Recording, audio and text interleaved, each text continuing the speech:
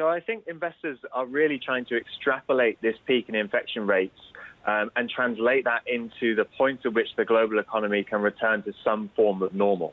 And in terms of what's priced in, clearly it's difficult to put exact numbers on that, but my sense is that investors are assuming, when you look at things like quarterly GDP forecasts, for example, that there is going to be a relatively sharp rebound. And that's what's making me slightly concerned about the current market optimism, because when you put together all of the different options that governments have to reopen their economies over the coming months, I'm really struggling to get to a point where you can allow really a surge back in demand and a really sharp rebound from the consumer. So I do think that markets are pricing a relatively optimistic state of the world for the coming months. I want to get to the difference in how economies are treating coronavirus and the sort of measures that have been brought to the table so far, because I know you've been scrutinising Germany versus the UK. We heard from the Chancellor here at the weekend that the economy could shrink up to 30% in the first quarter. What do you make of the size of the stimulus packages in both countries and also the execution?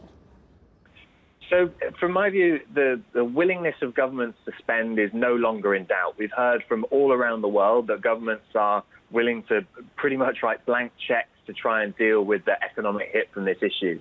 So the focus now really does shift in terms of how effectively and quickly governments are able to implement their policies. And so I think the UK and Germany is an interesting example, because both have shifted towards this subsidy for workers' wages, exactly the right type of policy, in my view, to try and keep that link between workers and their employers, so that when the rebound in activity does come, whenever that may be over the next few months, then you still have a solid labour market to work off. But we are seeing some differences in the pace at which that cash is reaching the end employer, because the well-established system in Germany, the Kurzarbeit system, seems to be being much more effective in terms of actually getting cash into the bank accounts of the corporates that need it, whereas the UK system, it's the right policy, but does seem to be working quite a lot more slowly, given that they're setting this up for the first time.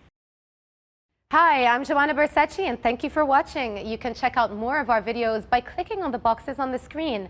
And don't forget to subscribe to our channel for more from CNBC International. Thank you for watching.